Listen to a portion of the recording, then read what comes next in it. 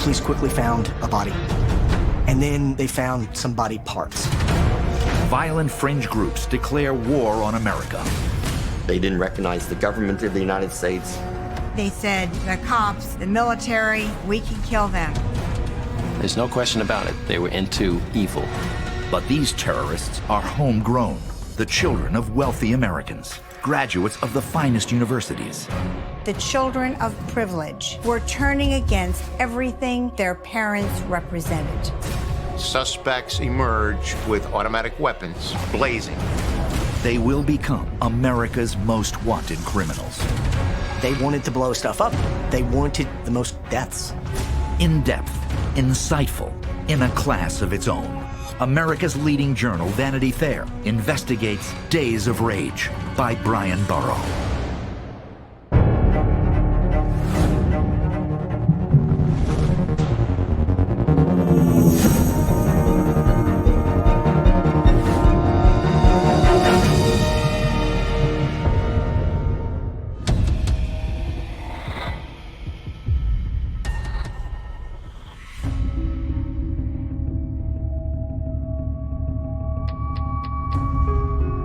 Manhattan in 1970 was a rougher, more jagged place than it probably is today. But this block of West 11th Street is beautiful as the West Village gets. It's a solid row on both sides of brownstones, many of them taken up by artists, actors. It was a very nice day, as I recall. It was cold, but pleasant. I was married to Dustin Hoffman at the time, and I was pregnant. On the morning of March 6th, Ann Hoffman is in a cab heading home from a doctor's appointment. I told the cab 16 West 11th Street, and I remember he was going a little fast, so I said slow down. And he passed 16 and probably pulled up around 22. And then I literally had my hand through the window to give him the money, and we heard this noise. It wasn't a loud bang. It was kind of a muffled, almost maybe a swooshy sound connected to it. I said to the cab driver, "That's my house." And I just threw the money at him and got out and started running toward the house. I noticed yellow drapes on the street, and it was very crunchy under my feet. There was, window frames and things like that were just blown across the street. The explosion has not come from Ann's house, but from the building next door, number 18.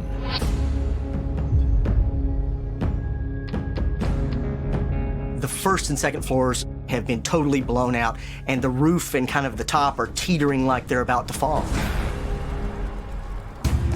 Ronald Waite is the first cop on the scene. He is guarding a nearby school crossing when he hears the explosion. I heard a bang, a loud bang.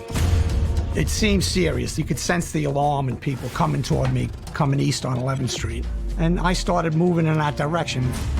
As I got closer, I saw black smoke. I was calling for help. I was calling for the fire department. I was calling for the sergeant. I was calling for anybody who'd come and help me out. Please come.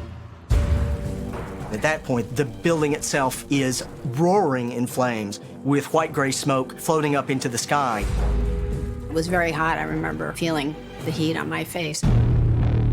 Officer Waite rushes into the burning building to search for survivors. There was explosions while I was in the house that rocked my body. I went out and I went across the street, and from what people tell me, I was sitting on the curb opposite 18 West 11th Street. But I was just really out of it. Fire trucks and police arrive as flames and smoke continue to spew from number 18.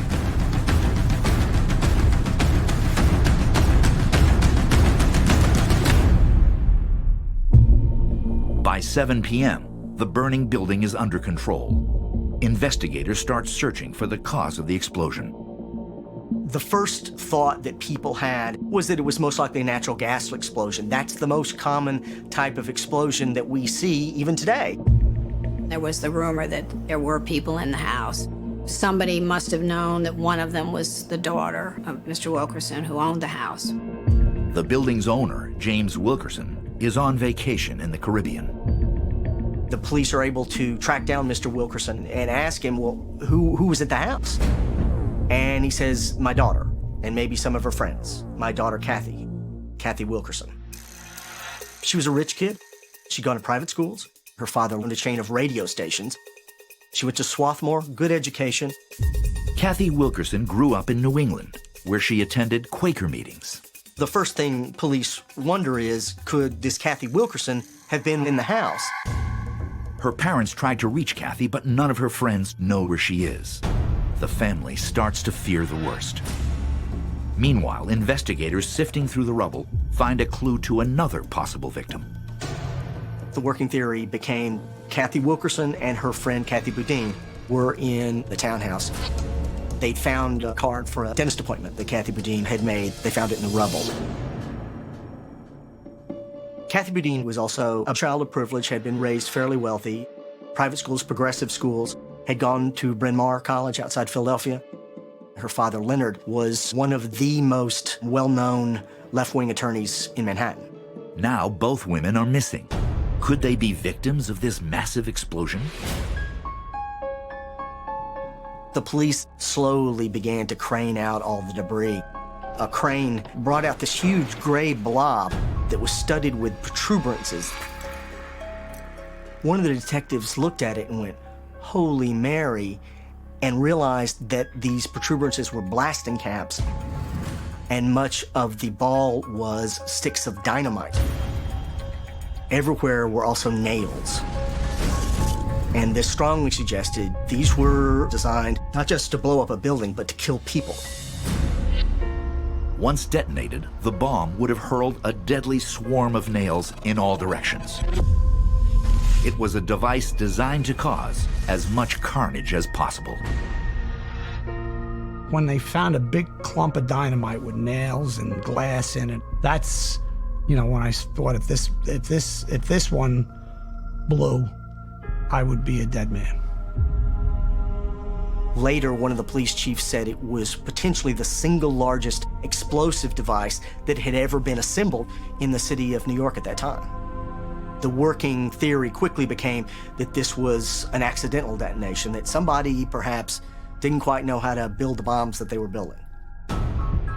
Investigators conclude that 18 West 11th Street is a bomb-making factory. And as they dig through the debris, they start to find casualties. As they were going through the rubble, police quickly found a body. It was a young man named Teddy Gold.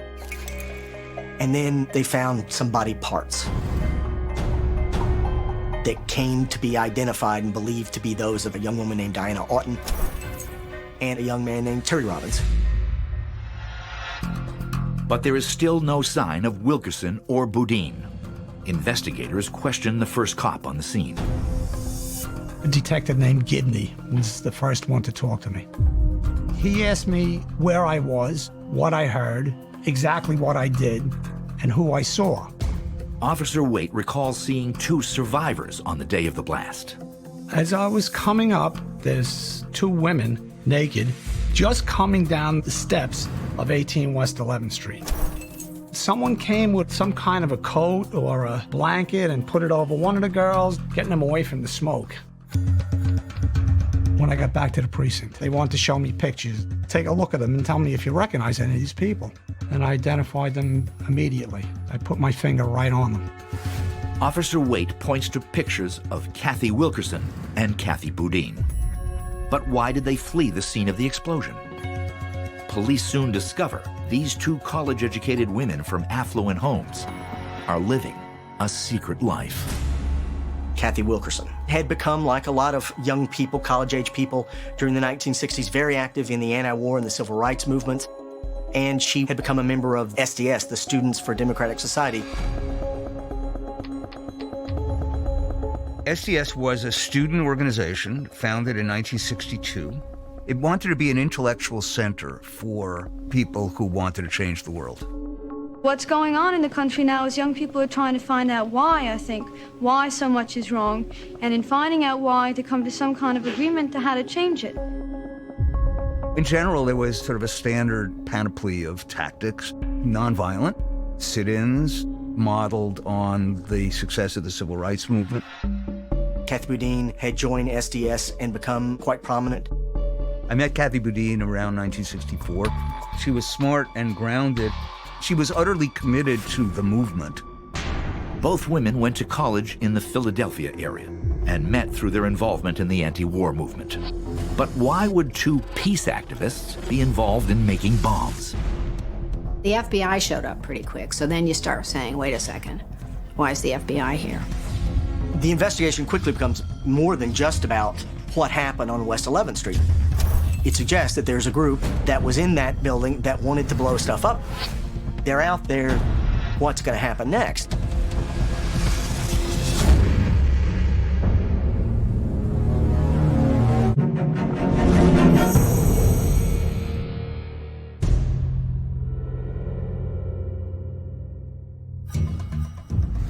Police are searching for 25-year-old Kathy Wilkerson and 26-year-old Kathy Boudin, two friends from wealthy homes who are involved in the anti-war movement. They are the only known survivors of an accidental bomb explosion in New York City's Greenwich Village. Boudin and Wilkerson are said to have crawled out of the house, apparently uninjured, and disappeared. So immediately, the police suggest that there was some reason these people ran. Investigators soon learn that these two anti-war activists had taken their protest to a new and more violent level. Police run a check of Kathy Wilkerson, and it turns out she's now in a group called Weathermen. And Weathermen, just about every policeman on the East Coast, and perhaps in America, knew at that point, was the wildest of the wild. Before the bombing of the Federal Building in Oklahoma City, before the attack on the World Trade Center, urban terrorism came from an unlikely source: the college-educated children of affluent Americans. By 1969, everybody who'd gotten involved in the anti-war movement was frustrated because the intensity of the war kept growing. The nonviolent tactics were not working. There were people dying in Vietnam for no reason. And there was a desperation about the fact that we couldn't stop the war. Disenchanted, some SDS leaders form a more radical splinter group. They call themselves Weathermen, after a Bob Dylan lyric. The lyric is, you don't need a weatherman to know which way the wind blows. It was sort of a fancy way of saying, the revolution is on. You could just put your face in the wind and you'll feel it. They were far more violent and far more radical than most of the rest of the SDS. A lot of SDS was just kids who wanted to march. The Weathermen, they wanted to overthrow the government. Their slogan was, bring the war home. They wanted to bring back the violence and the sheer awfulness of the war in Vietnam to the streets of America so that America could see what violence actually was.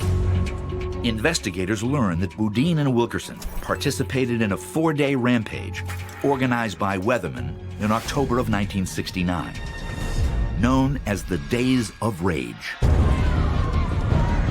The Days of Rage was intended to be 4 days of riotous protests in the streets of downtown Chicago. The Weather leadership, about 200 of them, and a smattering of followers, essentially ran screaming through the streets of downtown Chicago, throwing rocks, bashing car windshields. Days of Rage was the first indication the Weathermen were out for mayhem, for destruction. Many of them were kids that went to Swarthmore, to Bryn Mawr, to the Ivy League schools. This was a shock for the nation. The children of privilege were turning against everything that their parents represented. Organizers expect the Days of Rage to fill the streets with protesters. But only the hardcore Weathermen show up. People thought they were crazy. You stopped a war by marching like Martin Luther King did. You didn't stop a war by smashing, ordinary people's cars. The leadership got together and kind of licked its wound and said, okay, it's time. We're going to have to go underground. and launch a true campaign of bombing in the United States. And there were voices that said we should be bombing empty buildings, symbolic bombings of courthouses, major corporations, the Pentagon, and the White House. But there were others within Weatherman that said, no, to get anyone to really pay attention, you've got to kill people. They said, we have to off the pigs. The cops, the military, they're free game. We can kill them. Weatherman becomes the Weather Underground. It's roughly 150 members, Wilkerson and Boudin among them, obtain aliases, change their appearances, and move into safe houses in various cities across the country. At the time that Weatherman began going underground in January 1970, it split itself up into 3 groups, what they called tribes. One in San Francisco, one in the Midwest, mostly around Detroit, and a 3rd group in New York.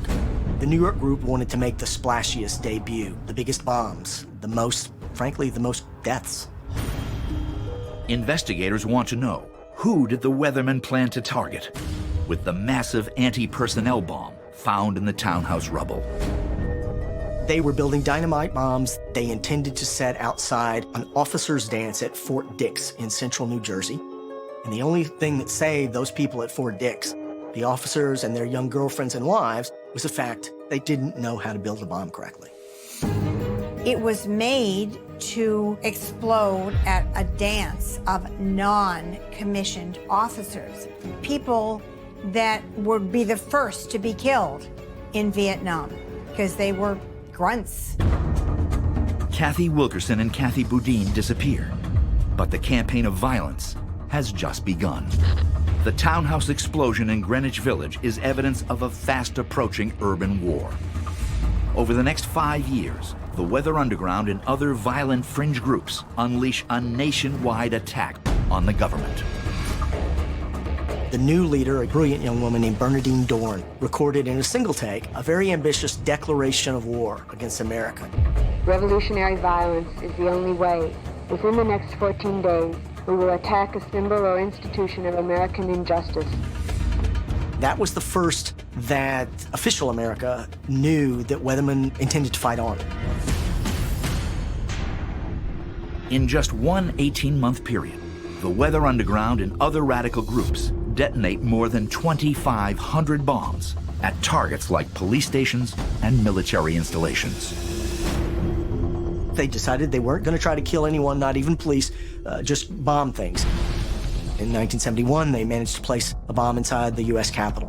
In 1972, the Pentagon.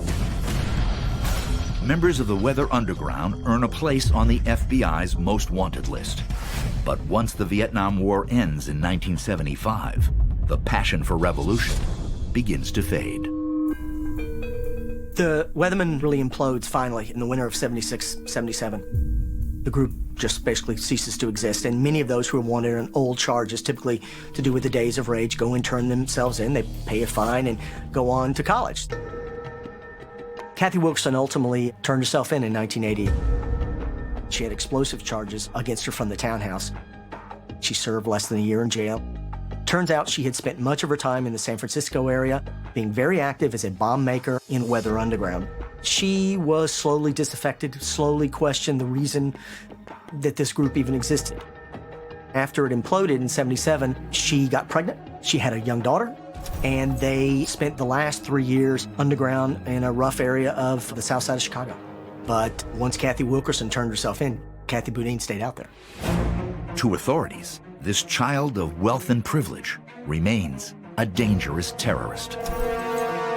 I did wonder whatever became of Kathy. I assumed that she was still involved in no good, but I had no idea what form that no goodness was going to take. The world will hear from Kathy Boudin again. She remains committed to revolution, but her group's objectives are about to take a bizarre, even more violent turn.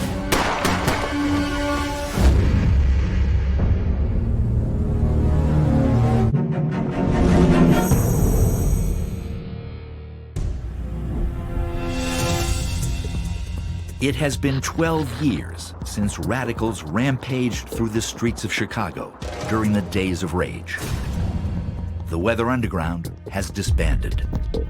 and the FBI is winding down the search for its members. Certainly, there was an effort to try to locate any fugitives, but a lot of the publicly announced violence that was attributed to the Weather Underground in the past had quieted. But on this October day in New York's Rockland County, all that would change. Nyack, New York is I guess you'd call it a bedroom community of New York City. Beautiful town, lined up along cliffs on the west side of the Hudson River.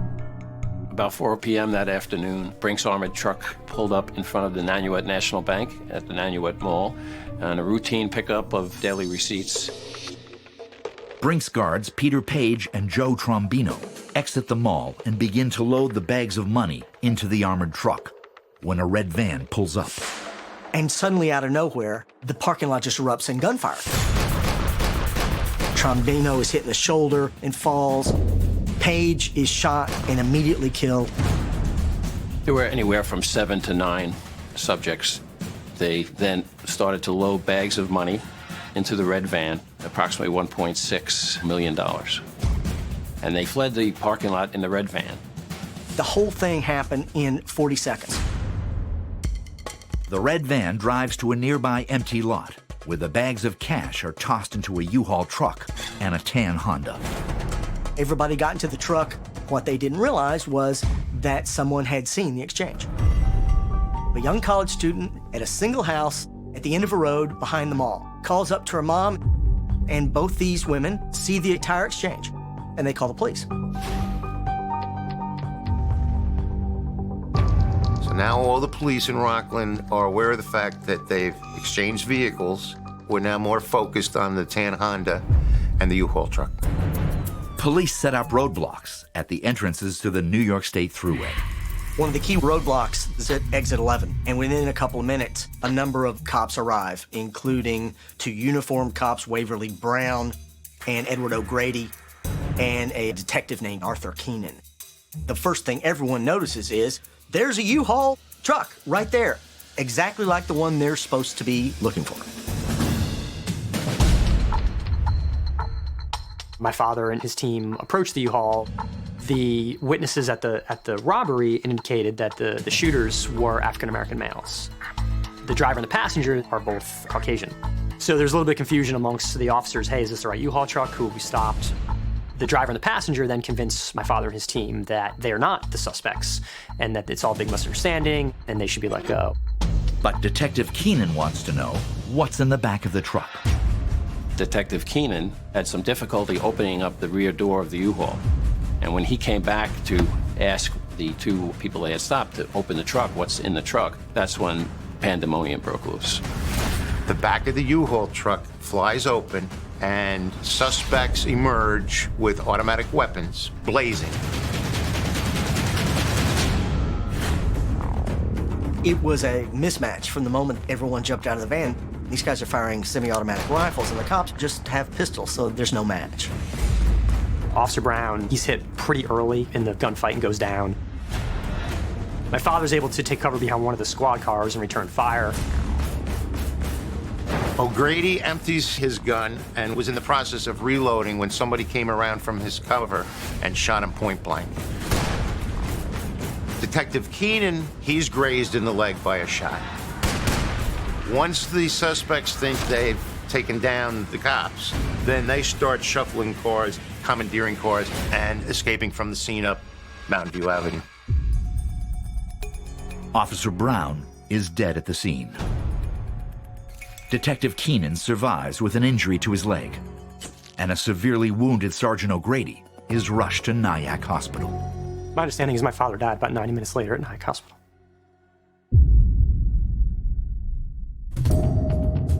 A Brinks guard and 2 policemen are dead.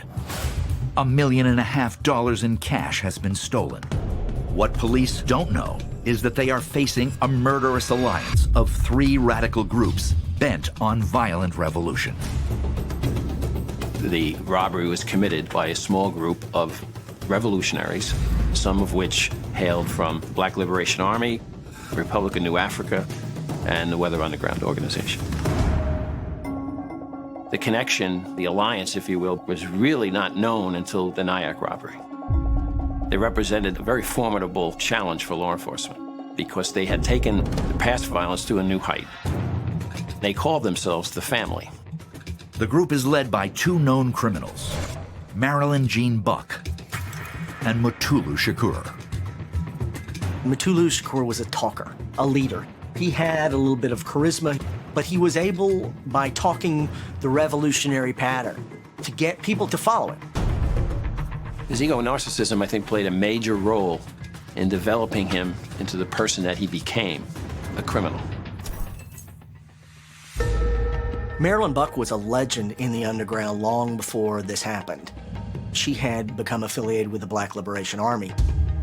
In fact, she was sometimes known as the only white member of the BLA, the queen of the BLA, some called her. She was an expert at putting together false ID. Marilyn Jean Buck attained a lot of respect and trust from the black groups because of her ability to procure weapons. Within their group, they were superstars. There's no question about it. They were into evil.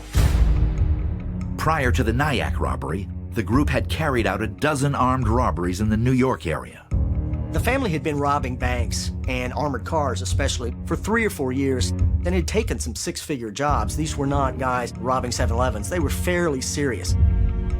To minimize the risk of being caught, the family relies on its white members. It was very purposeful for the family to use the white members of their gang to drive. In their view, the police responding would not be as suspicious of a white woman driving a vehicle in the immediate vicinity than if it was black subjects driving. The money from the robberies supports the family's revolutionary mission to create a new nation, the Republic of New Africa. The Republic of New Africa was an organization that wanted the secession of 5 southern states from the United States, comprised of all black citizens. It sounds farcical when you look back at it now, but at that time, these people really believed that they were going to create this Republic of New Africa somehow. It's almost ludicrous and beyond belief that intelligent people could even think that this would succeed. The revolutionary group that emerged around Matulu Shakur was never actually very revolutionary. Drugs were an integral part of the family's social activity. Matulu was a classic coke fiend. He was robbing banks as fast as he could, basically get money for cocaine. Everyone knew that most of the money that they brought in, while ostensibly going to mount this revolutionary war, that war only existed in their imaginations. The fact was this money was going for cocaine, and it disappeared up their noses about as fast as they could bring it in. So clearly you had a group that their goal, their self-proclaimed goal, was revolution, but tainted by avarice and addiction. The job at the Nanuet Mall was clearly going to be their biggest ever. They called it the Big Dance. The Big Dance is intended to send a message that the family means business, a $1 million heist, a new level of violence, a force to be reckoned with. Less than 8 minutes after the Brinks robbery and murder, South Nyack Police Chief Alan Colsey and his officers hear radio reports of the shootout at Exit 11. I'm just saying, what am I going to do here? What can I contribute to this? Colsey hears that some suspects fled the scene in a tan Honda. He rushes to cut off their escape route. I fly up from here, northbound on Route 9W, continuing to monitor radio traffic. I'm on the hunt, going out to try and apprehend some people that I know have held up an armored car, shot a Brinks guard, and just shot 2 of my friends. And you sort of get in the mindset of, not on my watch.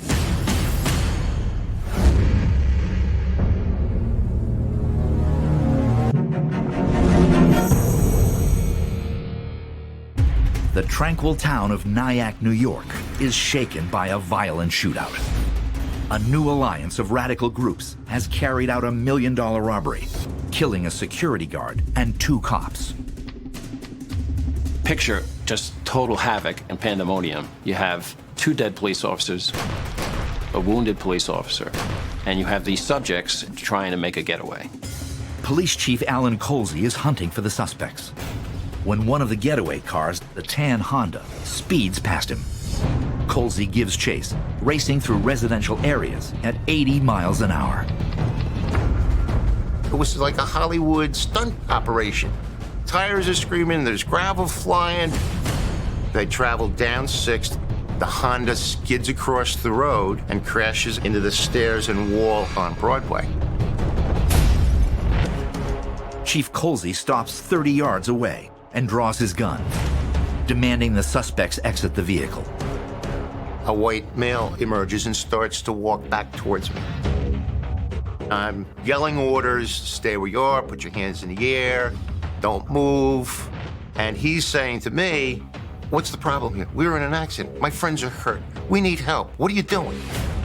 In addition to the man in front of him, Colsey sees a white female and a black male still in the car. Finally, another officer shows up with a 12-gauge shotgun, which I could have kissed him. And we were able to take control of the scene. Then we open up the back of the trunk and we discover numerous large bank bags, obviously from the armored car robbery.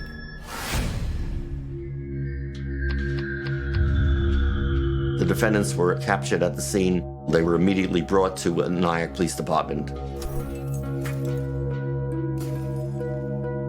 They were processed, they were arraigned, their identities were ultimately determined. One was Judy Clark, and the back was Sam Brown. In the passenger seat was David Gilbert, a Weather Underground fugitive. 5 years after the FBI believed the group had disbanded, the Weather Underground has resurfaced and joined forces with 2 other radical groups to form the Family. They were very quiet and subdued at that particular time. I think they were in a sense of shock that they had been captured. As Chief Colsey makes his arrests, back at exit 11, a passenger in the U-Haul escapes on foot from the scene of the shootout. She ran up the thruway exit, and an off-duty New York City corrections officer sees her running from the scene, and he goes and he grabs her, takes her into custody.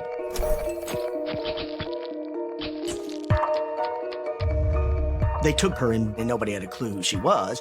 She gives her name as Barbara Edson, and she's very nervous. But once the FBI ran her fingerprints, it came back. This is Kathy Boudin.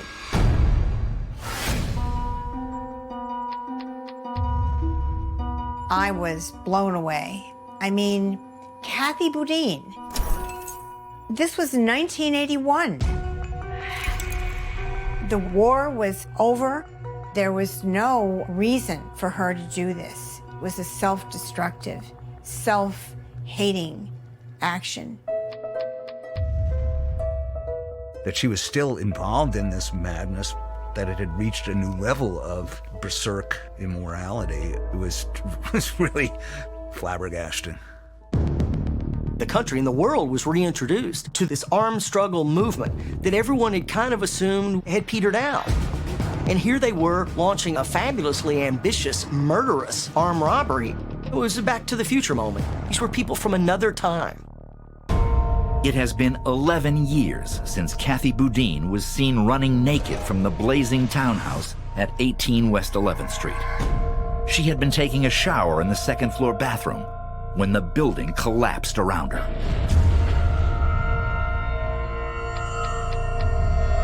I was glad they caught her. I said, well, I finally got her, because she was in the wind a long time. For those 11 years, Kathy Boudin lived underground. When I went underground to research a story, I ran across Kathy Boudin. She was going from one safe house to another. She was very ragged looking, very different than what I remembered when she was in SDS. Now, Kathy Boudin, Judith Clark, David Gilbert, and Samuel Brown are under arrest for their roles in the Brinks robbery. We knew that we had several suspects that we believed could still be out in the woods. We didn't think we had them all necessarily captured that day. Police now wonder, what other crimes did Kathy Boudin and the family have planned? but they are not talking. Investigators race to find out what they can before anyone else is killed.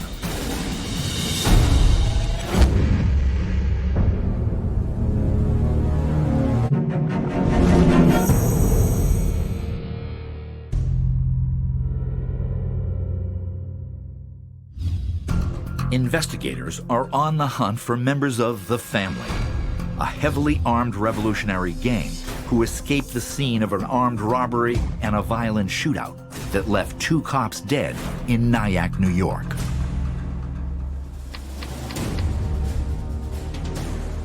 Security was a high-level concern for us in the immediate days following the incident. We had suspects that we believed were still on the loose.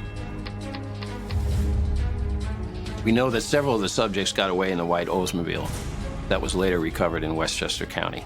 The registration, the New Jersey license plate on that car, came back to an address in East Orange, New Jersey. That apartment was searched. We found a myriad of different kinds of driver's licenses from various states, other forms of identification, pictures of Marilyn Buck and others in the family affixed to pieces of false identification.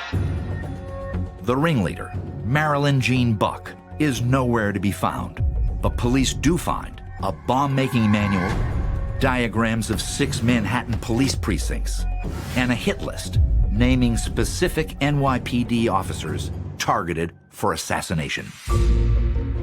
Finally, authorities are able to piece together the whole story of the family and its plans for murder, grand larceny, and armed revolution.